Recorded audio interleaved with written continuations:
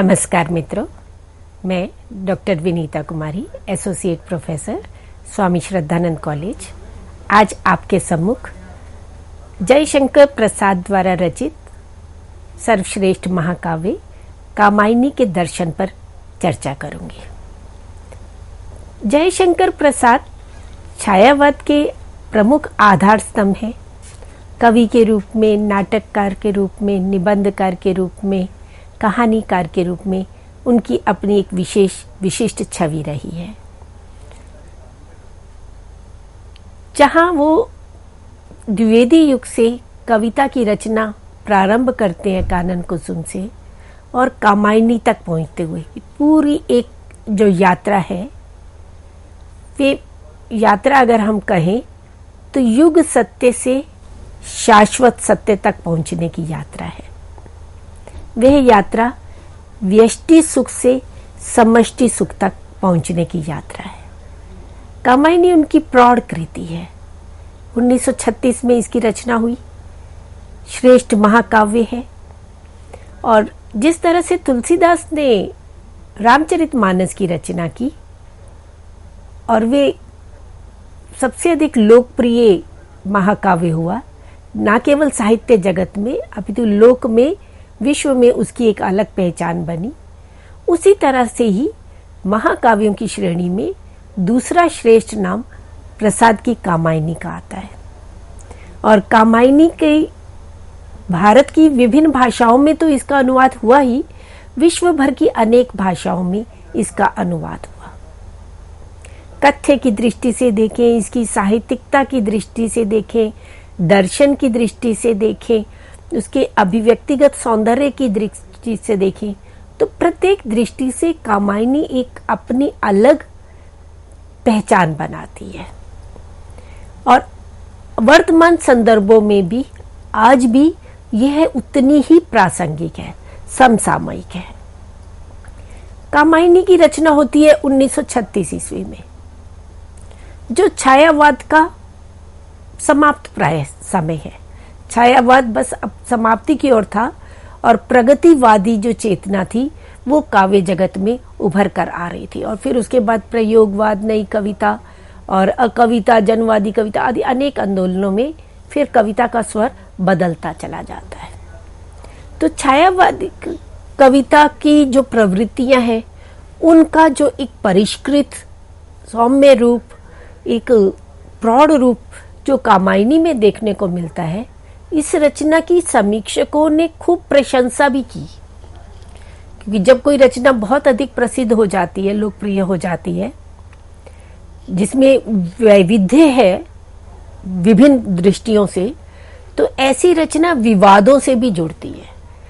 तो मुक्तिबोध ने, दिनकर ने, परवर्ती जो प्रगतिवादी विचारधारा से प्रेरित होकर या प्रयोगवादी विचारधारा से प्रेरित होकर कवि आए या समीक्षक थे, तो उन्होंने इस पर कुछ प्रश्न चिन्ह भी लगाए।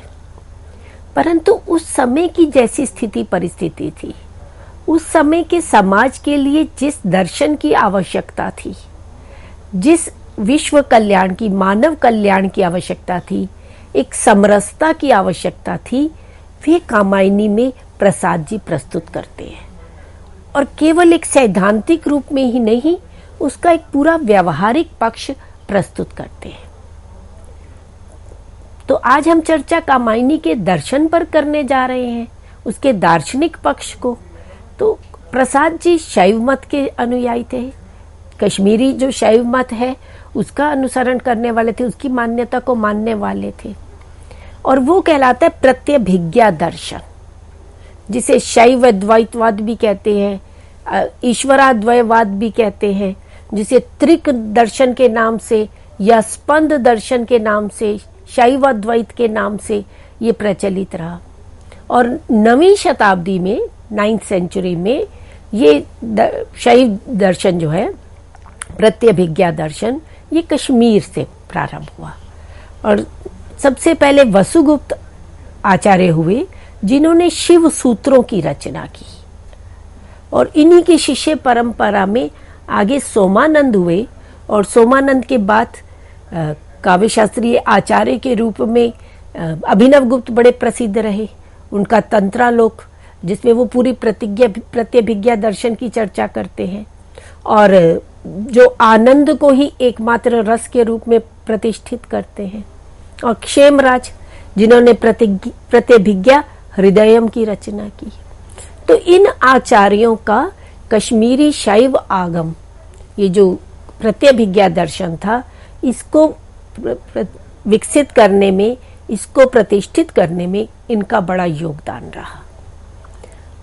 अद्वैतवादी दर्शन है, और अद्वैतवाद शंकराचार्य का उस समय प्रचलित था, पर शंकराचार्य के अद्वैत से भिन्न, जहां वो संसार को नकारते हैं, संसार को मिथ्या कहते हैं, ब्रह्म सत्यम जगन मिथ्या की बात करते हैं, वहां ये प्रत्यभिज्ञा दर्शन उनकी विचारधारा से भिन्न जगत के भी अस्तित्व को स्वीकार करता है। अब कामायनी के दर्शन को अगर हमें जानना है, उस पर अगर हम बात करें, तो पहले हमें मित्रों ये जानना आवश्यक है कि प्रत्यभिज्ञा दर्शन है क्या। क्योंकि जब तक हम इस दर्शन के मूल तत्व को, उसकी मूल फिलॉसफी को नहीं समझेंगे, तब तक हम प्रसाद की जो कामायनी में प्रत्यभिज्ञा आती है उसको नहीं समझ सकते। उसको समझने के लिए हमें इस दर्शन की एक पृष्ठभूमि को जानना होगा। पहले हम देखें कि प्रत्यभिज्ञा शब्द का अर्थ क्या है। अगर हम इसके शाब्दिक अर्थ की बात करें तो प्रति जमा अभिज्ञा, कि पहले से देखे हुए को पहचानना, फिर से जानना। कोई नया नहीं है, वो पहले से है, परंतु हम उससे अनभिज्ञ हैं। तो वो जिससे हम अनभिज्ञ हैं, ये जिसको हम पहले जानते थे, पहले पहचानते थे, पर माया के आवरण के कारण कंचुक, प्रत्यभिज्ञा दर्शन में कंचुक शब्द आता है, मल शब्द आते हैं, कि ये जो मल है, ये जो कंचुक है, ये जीव को अपनी पहचान से दूर कर देता है। ये कंचुक आवृत्त कर लेते हैं, क्योंकि जीव मूलतः तो शिव रूप है, शिव का ही रूप है, पर जो माया है वह शिव को कला, विद्या, राग, काल, नियति, इन 5 कंचुकों से आवृत्त कर जीव स्वरूप प्रदान करती है।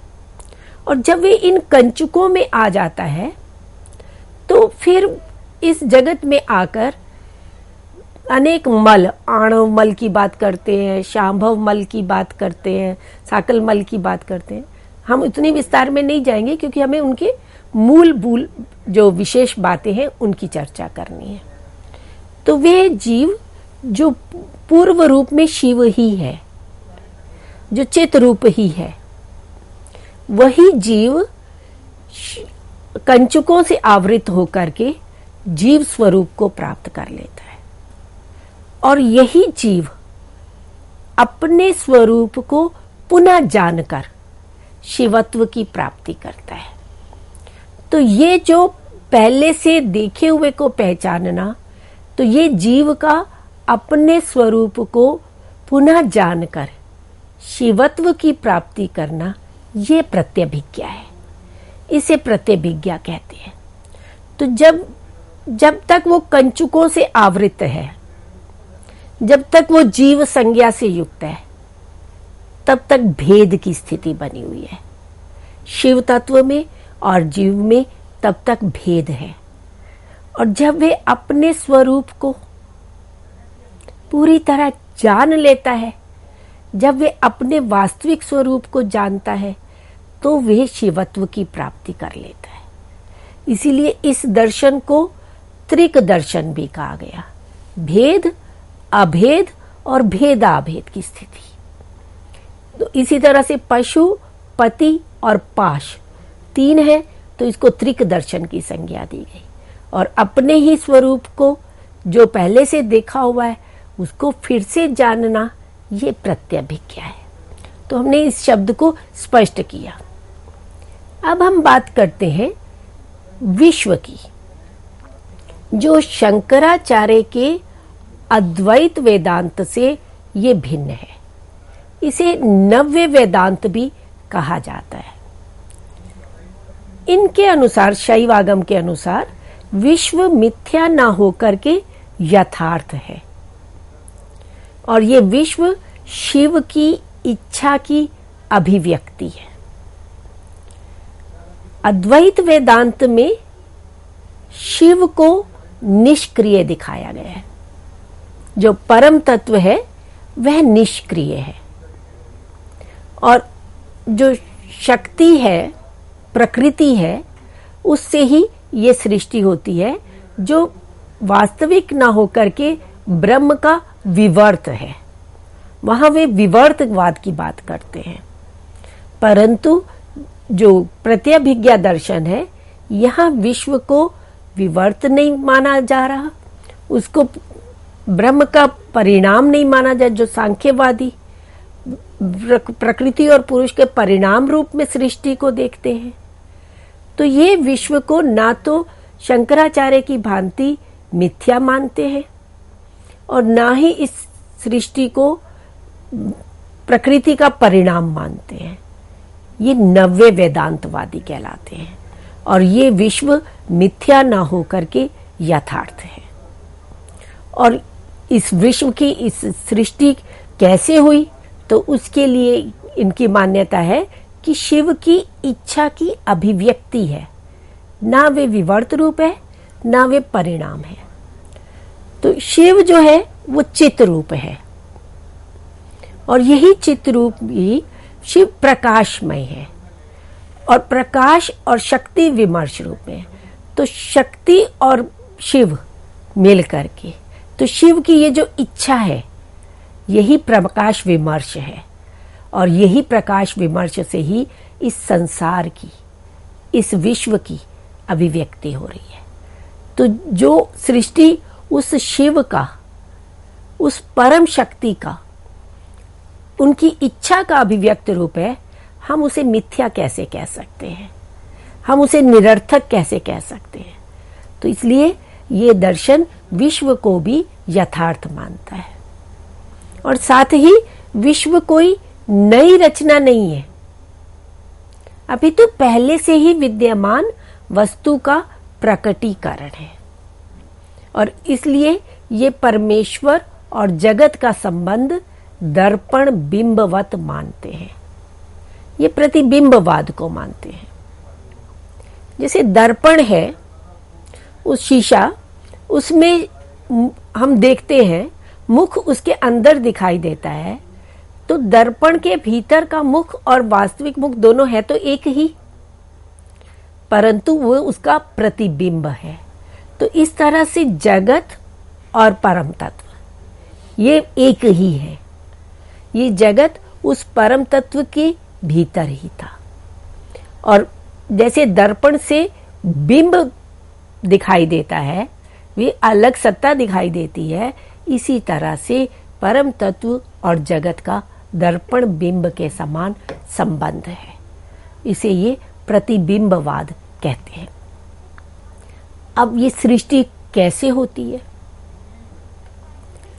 अद्वैत वेदांत में रज्जु में सर्प के समान, जैसे हम अंधेरे में जा रहे हैं, रस्सी देखी तो वो रस्सी देखी और हमें सर्प का आभास हुआ और जैसे ज्ञान हुआ तो पता चला कि वो तो रस्सी थी, सांप था ही नहीं।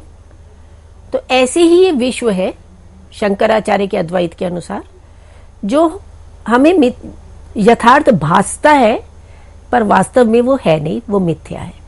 ये अद्वैतवाद है, अभेद तत्व है। और वहां जो परम शक्ति है, परम तत्व है, वो निष्क्रिय है, वो सक्रियता उसमें नहीं है। पर प्रत्यभिज्ञा दर्शन में, शैवागमों में शिव जो चैतन्य रूप है उसको स्वतंत्र माना गया है और वह सक्रिय है, वह गतिशील है। ये मुख्य अंतर है।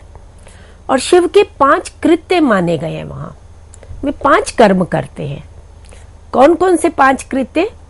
सृष्टि, स्थिति, संहार, तिरोधान और अनुग्रह। कि उस शिव चित तत्व के अंदर, उस शिव के भीतर इच्छा उत्पन्न होती है और वो अपने ही भीतर से सृष्टि की उत्पत्ति करते हैं। किसी उपादान की आवश्यकता नहीं है, किसी साधन की आवश्यकता नहीं होती, अपितु उस चिति की, उस चैतन्य तत्व की इच्छा की अभिव्यक्ति ही ये सृष्टि है। और फिर स्थिति सस्टेन, उसको बनाए रखना, ये कार्य भी शिव का है। और जब वे चाहे सृष्टि का संहार, उसका समाप्त भी वही करते हैं, उसका अंत भी वही करते हैं। वो सृष्टि उस चैतन्य से ही उद्भूत हुई है और उसी चैतन्य में ही वो विलीन हो जाती है। तिरोधान के लिए विमर्श शब्द भी आता है। जैसे हम लुका छुपी का खेल खेलते हैं, विद्यमान है पर कहीं छुप गए हैं, दिखाई नहीं दे रहे, और जब ढूंढते हैं तो ढूंढने पे प्रयास करने पर वो मिल जाते हैं।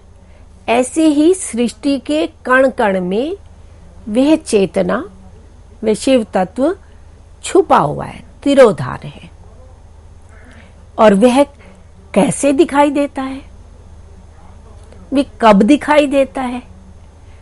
अनुग्रह या पांचवा कृत्य आ जाता है। अनुग्रह, जब शिव का अनुग्रह प्राप्त होता है तो जीव तत्व जो है उस चेतना शक्ति को देख पाता है, अनुभव कर पाता है। तो इस तरह से शिव की एक स्वतंत्र सत्ता मानी गई है।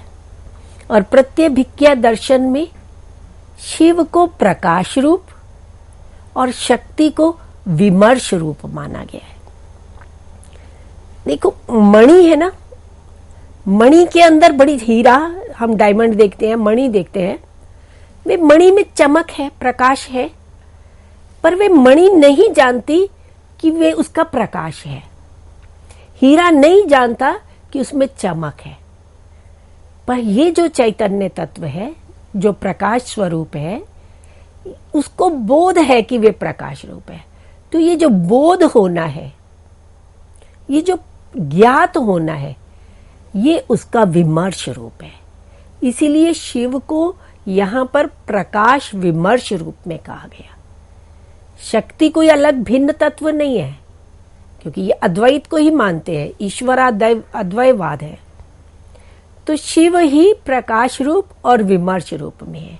शिव और शक्ति के, शिव चिद रूप है और शक्ति से ही शिव में चेतनता का ज्ञान होता है। शक्ति के बिना, उस विमर्श के बिना, उस बोध के बिना शिव जड़ रूप है। तो इसलिए इस प्रत्यभिज्ञा दर्शन में शिव को प्रकाश विमर्शमय कहा है, जबकि शंकराचार्य उनको केवल प्रकाश स्वरूप कहते हैं। ब्रह्म परम तत्व जो है वो केवल प्रकाश स्वरूप है।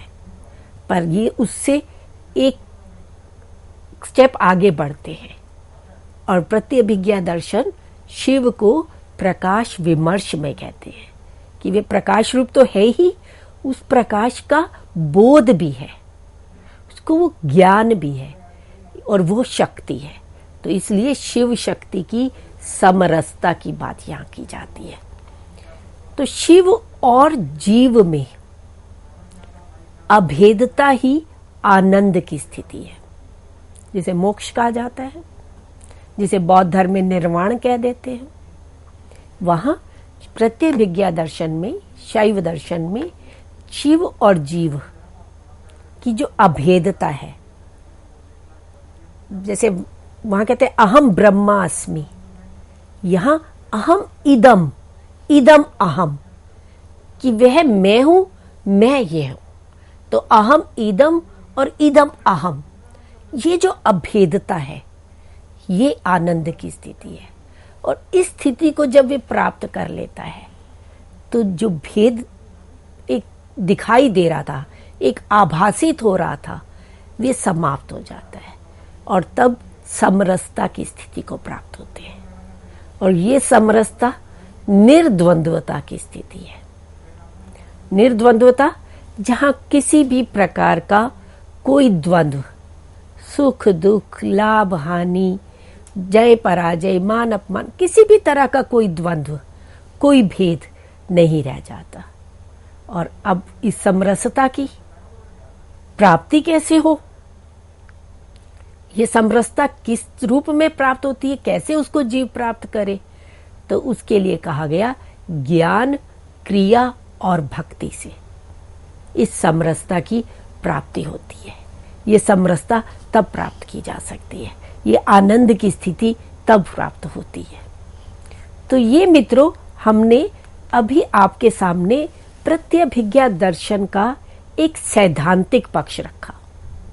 उनकी जो मूलभूत अवधारणा थी वो आपके सामने स्पष्ट कर दी, जिससे आप कामायनी के दर्शन को समझ सके।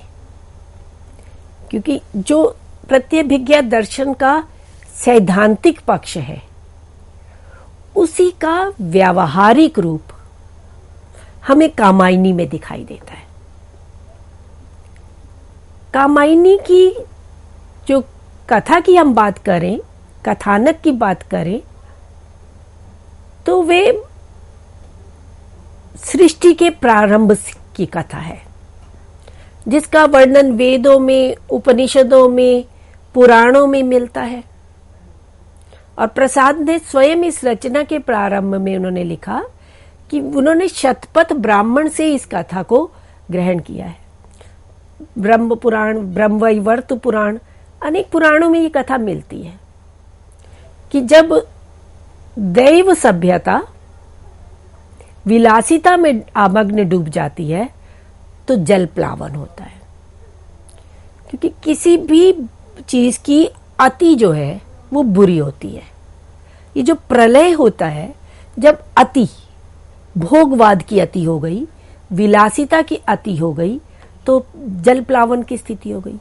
तो देव सभ्यता जब विलासिता में पूरी तरह से निमग्न हो जाती है, अति को पहुंच जाती है, तो जल प्लावन होता है, सब कुछ समाप्त हो जाता है, एकमात्र मनु शेष बचते हैं। और वह मनु हिमालय की ऊंची चोटी पर, हिमगिरी के तुंग श्रृंग पर, कामायनी का प्रारंभ ही यहीं से होता है, बैठ शिला की शीतल छांव, वहां बैठा हुआ और विचार कर रहा है। प्रारंभ कामायनी का चिंता सर्ग से होता है। इसमें 15 सर्ग हैं। 15 सर्गों के जो नाम दिए इन्होंने, प्रसाद जी ने, वे मनुष्य की विभिन्न भावनाओं के आधार पर दिए हैं, उनके मनोभावों के आधार पर दिए हैं। अधिकांशतः जो परंपरा रही है नामकरण करने की, वो नायक के नाम पर, किसी घटना विशेष के नाम पर या स्थान विशेष के नाम पर किया जाता है, परंतु प्रसाद उस परंपरा को पालन नहीं करते हैं। वे एक नवीनता लाते हैं।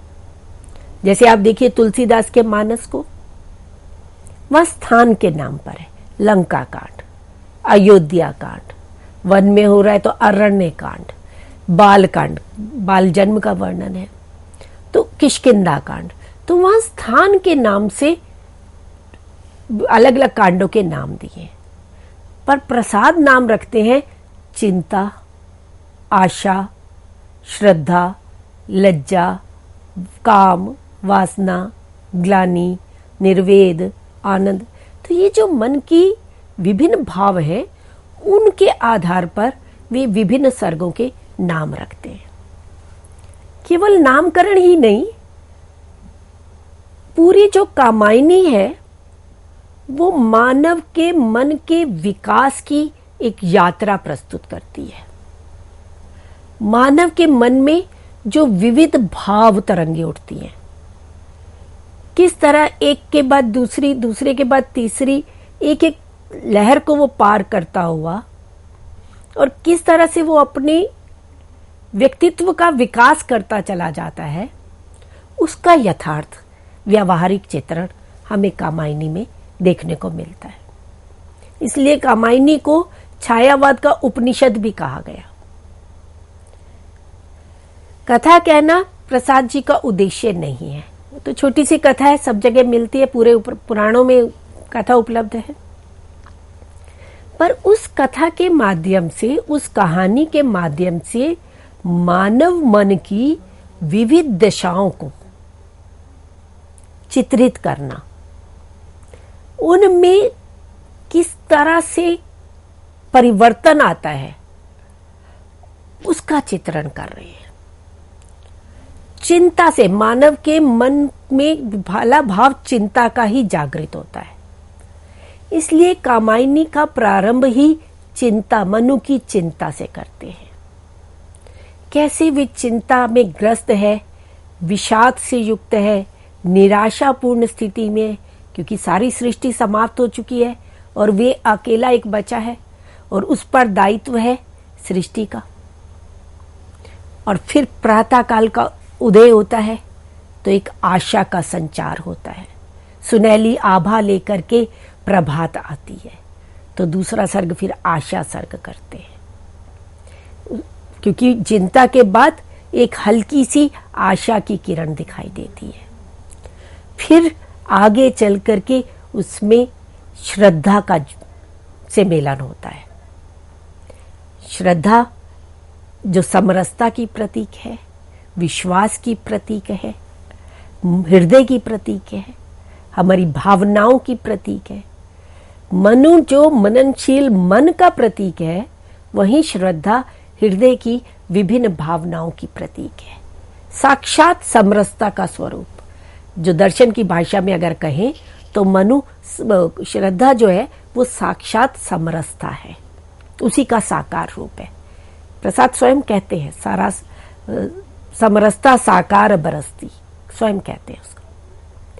तो जो चिंता मग्न मन है उसको आश्वस्त करने का, उसके मन में आशा का संचार करने का, उसकी निष्क्रियता को सक्रियता में बदलने का कार्य श्रद्धा करती है। वह उसके अंदर उत्साह का भाव जगाती है।